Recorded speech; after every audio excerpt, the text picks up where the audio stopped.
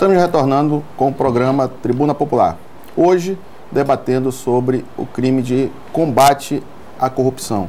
E trouxemos aqui para debater esse tema o desembargador Iedo Simões, que é corregedor do Tribunal de Justiça do Estado do Amazonas, o doutor Paulo Bezerra, que é advogado, e o doutor Artêmio Wagner, que também é advogado militante nessa área. Há uma pesquisa, uma estimativa, que nos últimos 10 anos, que houve um desvio de mais de 720 bilhões de reais no Brasil por conta da corrupção. Essa situação que existe hoje no Brasil, será que é por conta da impunidade que hoje a população propaga, ou seja, os corruptos não são presos, quem vai preso são aquelas pessoas mais humildes, mais pobres, mas os corruptos do colarinho branco não vão presos? Será que é isso? Eu vou perguntar aqui ao doutor Iedo Simões, que é membro do Poder Judiciário, e perguntar, doutor Iedo, o Poder Judiciário tem punido com mais rigor os corruptos? Ou a impunidade é por conta da morosidade do Poder Judiciário? Eu acho que há um número muito grande de processos, a demanda é muito grande nesse campo da corrupção e o Poder Judiciário tem atuado. O problema é que as nossas leis, elas são muito flexíveis. No momento que você aplica uma lei que ela atinge determinado segmento, esse segmento, ele se une através de projetos de lei, de emendas constitucionais e tenta desviar até aquele sentido da punição, criando obstáculo para o cumprimento. Então, nós temos vários níveis de recursais, né? E o processo que inicia na primeira instância com o juiz, vai ao tribunal, do tribunal segue para o STJ e muitas vezes questões constitucionais esbarram e chegam até ao Supremo Tribunal Federal. Então, é um procedimento que é longo, a nossa Constituição prevê o contraditório, a ampla defesa.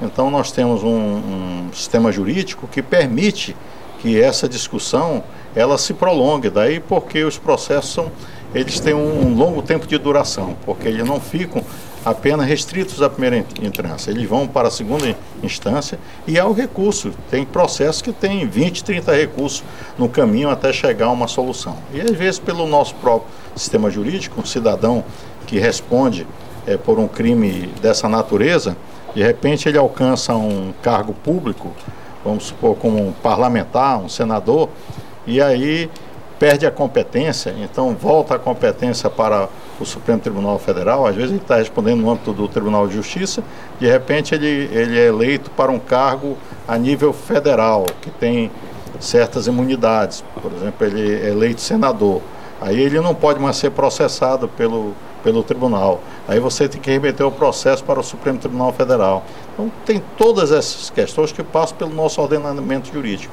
E o nosso ordenamento jurídico é muito flexível. O Congresso Nacional, muitas vezes, ele aprova leis quando, por exemplo, o Poder Judiciário decide sobre determinada questão de interesse de segmentos que têm um certo poder na República. O Congresso Nacional, muitas vezes, nós vimos isso em várias situações, atua no sentido de revogar aquele dispositivo, porque atingiu o interesse daquele segmento, que tem um certo poder de decisão no país. Então, isso é muito difícil. O Poder Judiciário faz o seu papel, pune, porque o que se divulga é muito pouco da atuação do Poder Judiciário. O Poder Judiciário, nos últimos anos, ganhou assim uma posição de destaque nacional, porque nós passamos, as demandas se tornaram maiores, foram criados outros segmentos do Poder Judiciário, os juizados especiais, tinham demandas que não chegavam ao Poder Judiciário, ficavam restritos às vezes a uma delegacia, e chegava nessa delegacia, o próprio delegado resolvia a questão com uma conciliação entre as partes, com termo de bom viver. Hoje não, qualquer pessoa que chegue com uma reclamação numa delegacia de polícia, essa reclamação é encaminhada para o Poder Judiciário. Então, qualquer tratamento que se dá a uma pessoa numa loja, o direito do consumidor, e nós avançamos muito nos direitos sociais, ele chega ao conhecimento do Poder Judiciário. Há um número muito grande de demanda no Poder Judiciário, mas também há um número muito grande de decisões. O Poder Judiciário hoje julga muito. A atuação do Conselho Nacional de Justiça é uma atuação positiva. Ele trouxe também essa mobilidade do Poder Judiciário, que hoje se vê, tem uma atuação bastante respeitável, né? Tem trazido solução aos conflitos.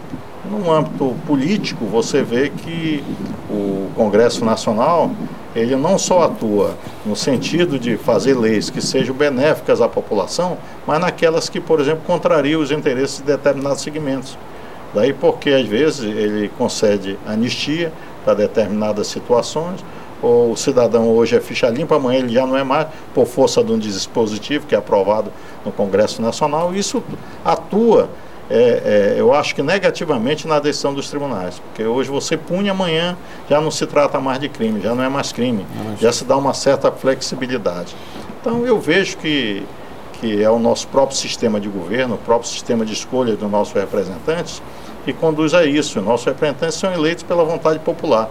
E nem sempre a vontade popular é a melhor, na verdade, porque muitas das pessoas, pela pobreza do país, pela grandiosidade do país, essas pessoas são levadas a votar, a escolher seus representantes por simpatia, porque ele é bonito, porque ele trata bem as pessoas, porque ele é uma pessoa que tem carisma e tudo isso, né? Quando, na verdade, se nós tivéssemos mais educação, o nosso povo realmente fosse oferecido mais educação, mais universidade, mais possibilidade de capacitação, nós teríamos uma outra visão. Hoje nós temos a internet, temos tudo isso, mas nós sabemos que no interior da Amazônia isso não chega o conhecimento, essa divulgação, né? Então as pessoas votam mais por indicativo ainda daquela velha prática do coronelismo, né, que está extirpado grande parte disso, porque a comunicação chegou em toda parte, mas ainda continua. Nós somos um país de milhões de habitantes, né, e as pessoas são conduzidas a escolher seus representantes por fatores que eu penso que não seriam o correto, né? Deveria ser escolhido o nosso representante pela sua atuação como homem público, pelos projetos que ele pretende para o país, sobre sua visão de desenvolvimento. Infelizmente isso não acontece, e muitas vezes quem decide é a maioria. Na verdade, a maioria não é a classe que tem o conhecimento. A maioria sempre é a classe menos privilegiada, é a classe que é onde não chega as informações. Não chega as informações. Então, na verdade, o senhor vê então como uma saída para essa situação da corrupção, investir maciçamente na educação, né? A educação é primordial, porque isso é cultural, né? E para você extirpar isso é uma doença que não é só privilégio nosso, como disse o doutor Artemio, né? Existe corrupção em todos os países, né? Mesmo nos países que têm uma posição forte contra isso, que tem pena de morte, que tudo isso existe corrupção, porque isso é um mal que prolifera quando há frouxidão das nossas leis, quando a possibilidade da pessoa poder fraudar isso em seu benefício próprio, né? Quando há impunidade. Então isso é natural que ocorra. Não é que o nosso país seja corrupto, o nosso país tem dado exemplos aí de que nós somos um país que temos uma formação histórica de dignidade. Muitas pessoas são exemplo nesse país pelas suas atitudes, e infelizmente prolifera também o mal. Assim como existe o bem, existe o mal, e o mal prolifera em qualquer lugar, não é verdade? Doutor Paulo Bezerra, nós colocamos aqui que a educação é um fator primordial, né, no sentido de tentar banir a corrupção no nosso país. Mas o senhor também, como advogado, militante que é e conhecedor das leis, o senhor acha também que, além da educação, nós precisamos também aprimorar mais a nossa legislação, precisamos dar mais rigor nas penas para esses corruptos? Exatamente. O Brasil, ele não carece de leis novas. Nós temos um calhamaço de leis que é... O que acontece é que os nossos legisladores, eles, a maioria, né, legislam em causa própria. Há o corporativismo nas instituições, não somente entre os políticos, mas nos órgãos públicos, né, até mesmo na nossa própria categoria. Poderíamos apontar alguns casos de corporativismo. E isso é que atrasa, que atrapalha o desenvolvimento do país. Além do que, se nós tivéssemos uma boa educação, que essa educação fosse pública e gratuita e de qualidade, essas situações seriam bem minorizadas. Agora, não podemos também nos confundir. É porque Países como França, Inglaterra, que tem um alto índice de educação, também perdura corrupção. Não é que vai combater, a educação é o bálsamo para todos os males, não é isso. Agora, que vai diminuir bastante, que vai esclarecer isso, não tenhamos dúvida. Países como esse que vem, nós tivemos casos, exemplos da França, do FMI, que era onde se poderia imaginar o presidente do FMI, que era um francês, um candidato à presidência da República, né, que teve questões particulares, mas também de corrupção. Recentemente, até na FIFA, nós queremos sediar a Copa do Mundo, né, pessoas que até ontem tinham uma honorabilidade fantástica, né, que são nome de estádio de futebol e que hoje estão respondendo processos por corrupção. Então, a educação ajuda muito, ajuda em todos os sentidos, mas ela, no meu ponto de vista, ela não é o bálsamo para todos os males. Ela tem que ser, além da educação, tem que ter atitudes, não somente ao combate à corrupção, mas atitude de desenvolvimento cultural, tem que levar em conta a questão da cultura, tem que ter o exemplo, principalmente, e a transparência é fundamental, porque essas questões que envolvem o extrato social, o tecido social, que está em toda parte, mas não é apenas os políticos, está em toda parte. Então, para haver combate disso, é preciso que haja transparência. Hoje, existe uma lei aí que diz que tem que se divulgar os salários. Alguns dizem, não, mas o salário é uma questão privada, mas não. Quem paga é o povo é o patrão, e ele tem que saber para quem ele está pagando e quanto ele está pagando. Então, a transparência, a meu ver, juntamente com a educação, iria resolver muito desses problemas que afetam o tecido social. Ok. Estamos aqui falando sobre combate à corrupção. Vamos a um pequeno intervalo e já voltamos em seguida.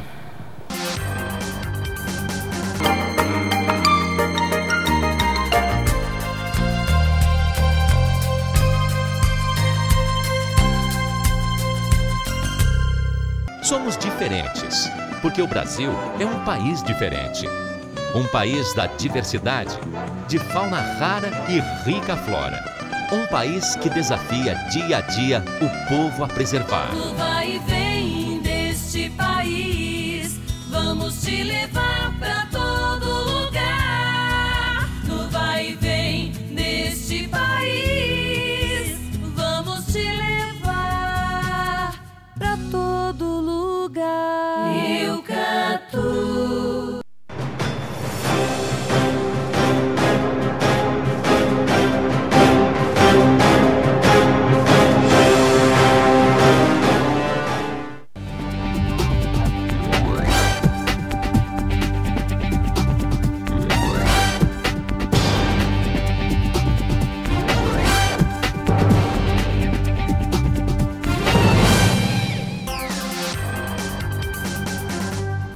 Estamos retornando com mais um programa Tribuna Popular. Hoje estamos debatendo sobre o tema de combate à corrupção. E trouxemos aqui para brilhantar esse programa o desembargador Iedo Simões, que é corregedor do Tribunal de Justiça do Estado do Amazonas, o doutor Paulo Bezerra, que é advogado, militante da área, e o doutor Artêmio Wagner, que também é advogado, militante no âmbito do Poder Judiciário. E vou começar aqui perguntando para o doutor Artêmio. Doutor Artêmio, diante de tantos noticiários, né, na mídia sobre corrupção, o senhor acha que a sociedade brasileira é passiva diante de tantos escândalos que ocorrem hoje no Brasil de corrupção? Doutor Otacílio, eu vou pedir alguns segundos antes de responder a sua pergunta, para fazer uma pequena observação nesse processo policialesco que a nossa sociedade também está convivendo. Talvez seja até uma necessidade para enfrentar a corrupção, para que esta onda de denuncismo não chegue a pessoas absolutamente inocentes, que são vítimas neste processo de combate à corrupção. E existem vários casos. Então, quando houver uma denúncia de corrupção, como agora,